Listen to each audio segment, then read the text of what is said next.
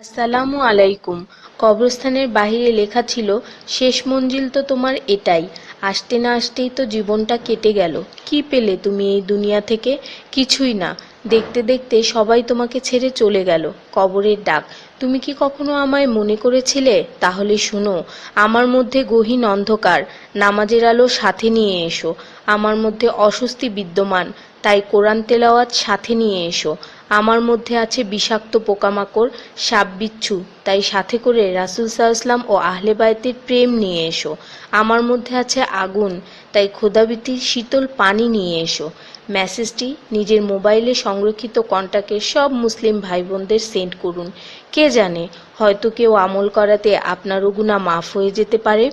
ঈমানের পর যার নামাজ উত্তম তার জীবন উত্তম, যার জীবন উত্তম তার মৃত্যু উত্তম, যার মৃত্যু উত্তম তার কবর উত্তম, যার কবর উত্তম তার আখিরাত উত্তম, যার আখিরাত উত্তম তার জন্য জান্নাত নিশ্চিত।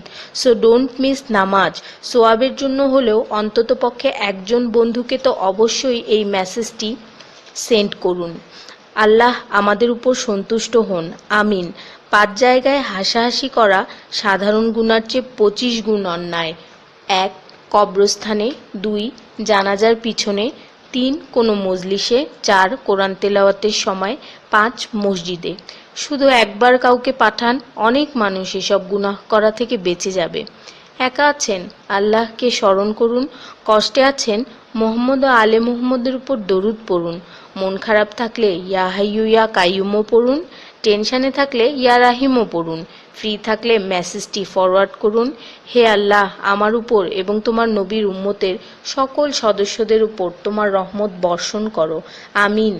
তথ্য: আপনি কি জানেন পবিত্র কোরআন শুনলে ক্যান্সার হয় না?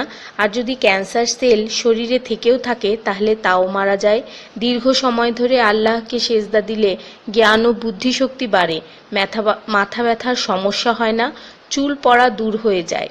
এই মেসেজটি ফরওয়ার্ড করতে শয়তান আপনাকে বাধা দিবে, কিন্তু আপনি এটা হতে দিবেন না। আর সব কন্ট্রাক্ট নাম্বারে সেন্ড করে দিন।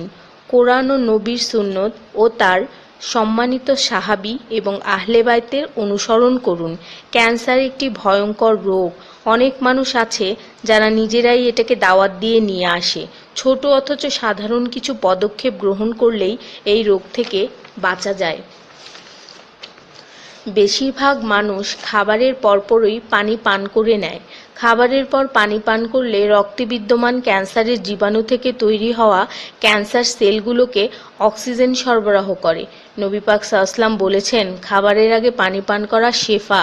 খাবারের পরপরই পানি পান করা কলেরা রোগের কারণ, তাই সর্বোত্তম হলো খাবার শেষ করার কিছুক্ষণ পর পানি পান করা।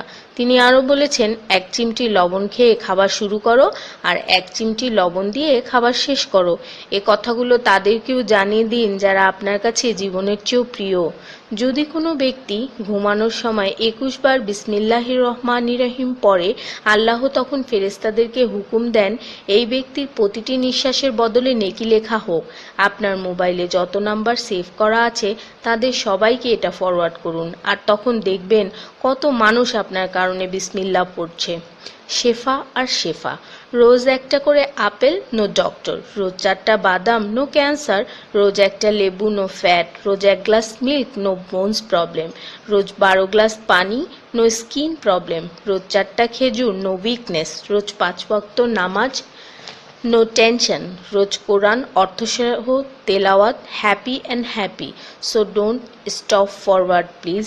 স্কিনের জন্য অজুর পানি, হার্টের জন্য কোরআন তেলাওয়াত, স্বাস্থ্যের জন্য নামাজ, আর খুশি থাকার জন্য আল্লাহর জিকির করুন।